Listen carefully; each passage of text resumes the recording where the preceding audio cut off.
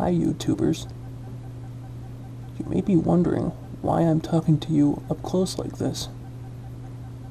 Well, there is a reason. A very important reason.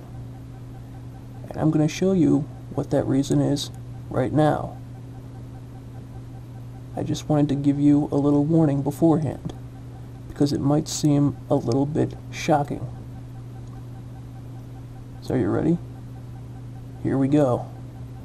In 3, 2, 1.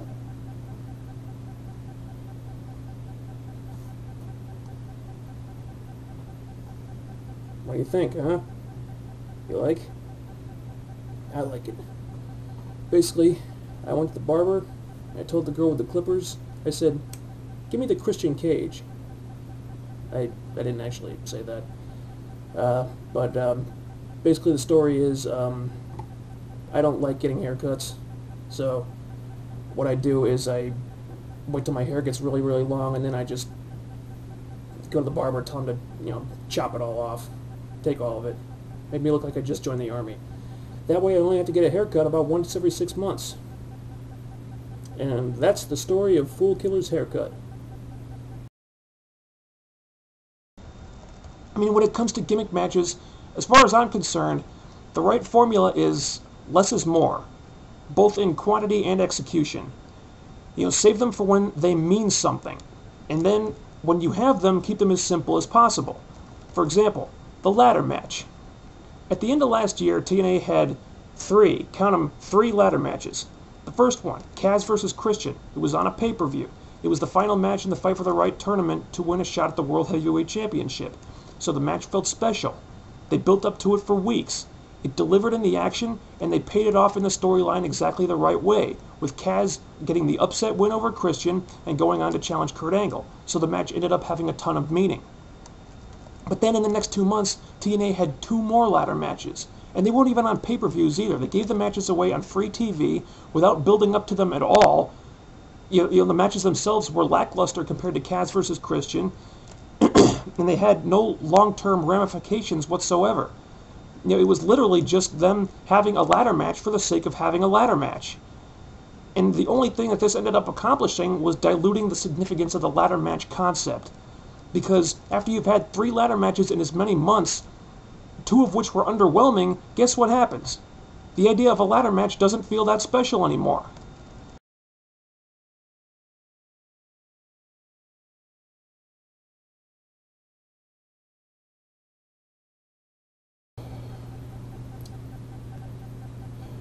Alright, let's get right down to it. There were 2 things that I need to get off my chest about this week's Impact. I'm going to start with the most pressing issue of all. The ladder match. This ladder match between James Storm and Eric Young perfectly illustrated TNA's disregard in making their gimmick matches meaningful. And it's really bizarre that this would happen on this particular show when they went and did the exact opposite with the Elevation X match. They made Elevation X look very important. They made it look like an event.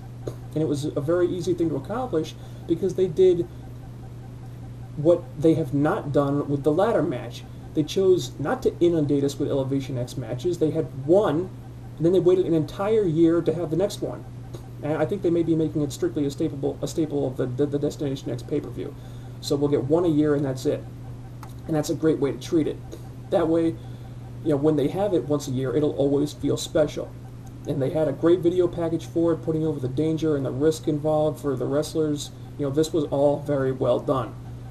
But this is not what they did with the ladder match on this show, and I will tell you exactly why. TNA has now had not 1, not 2, not 3, but 4 ladder matches in the last 6 months. And the first one, Kaz versus Christian, was the only one of these matches that had any real meaning. This match on this show had absolutely no meaning whatsoever. First of all, they just threw the match out there with no build-up, no promotion, no hype, no effort to make it feel special at all. Second, the match was not even important enough to be the main event of the show. Third, Eric Young wasn't concerned about the match at all. He was too busy being scared of monsters. Fourth, they were fighting over James Storm's drinking championship, which as far as I know is just a novelty thing. It's not even an officially recognized belt. 5th, it was way too short. It was broken up with a commercial break. 6th, the big spots were very unimpressive. No, actually scratch that. Actually, the big spots were less than unimpressive. You know why? Because there weren't any! Storm took one suplex on the concrete. He super kicked the ladder into Eric Young's gut. Eric took one bump off the apron onto the ladder. Then Storm and Jackie went up and got the belt. That was the whole match! Then there was the added problem of the storyline being that James Storm has now all of a sudden developed acrophobia, despite having no problems with doing a swanton on Eric Young at Against All Odds. So Storm is now afraid of heights, which means that he's afraid to climb the ladder, which means that they can't do any spots off the ladder, which means we know in advance that this match ain't going to be all that great. All that amounts to is this whole thing being treated like a complete throwaway segment. If you want to show that James Storm is afraid of heights now, that's fine. That's easy. But there are much better ways to do it than this. Put him and Eric Young in a regular match, then show that Storm is afraid to do a dive from the top turnbuckle to the floor or something.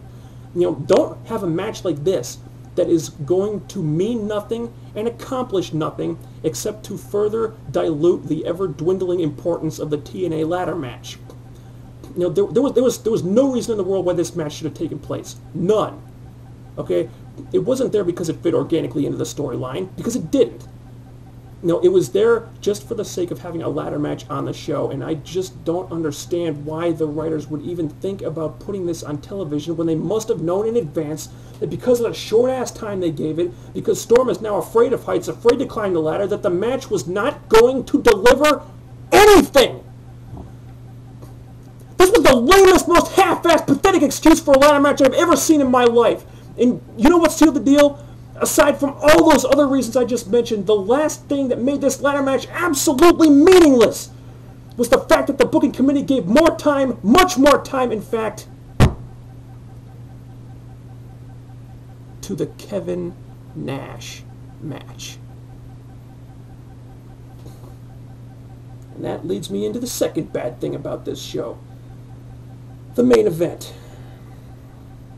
Now, there was a little bit of drama that could be gleaned from this segment, I guess. Maybe. Alright, but not even Kurt Angle could completely save this match from sucking. Kevin Nash brings almost nothing to the table anymore. Making him look strong against Kurt Angle was just stupid. And putting him in singles matches only takes that fact and shines a spotlight on it. If the creative team absolutely must have Nash in the ring, they have got to do it in a way that hides his obvious physical shortcomings. And the only way to do that is to hide him like Where's Waldo within a crowd of people that can actually wrestle. Make him one guy on a team of 5 in a 10-man tag or something. Then limit his involvement in the match to 1 or 2 spots. And that's how you use a guy like Kevin Nash, if you feel the inexplicable need to use him at all. And that's why I'm not too worried about the main event of Destination X, because he'll be in there with 5 other guys who are great workers and can carry the lion's share of the action. Now, thankfully, aside from those 2 debacles, the rest of Impact I thought was actually very enjoyable.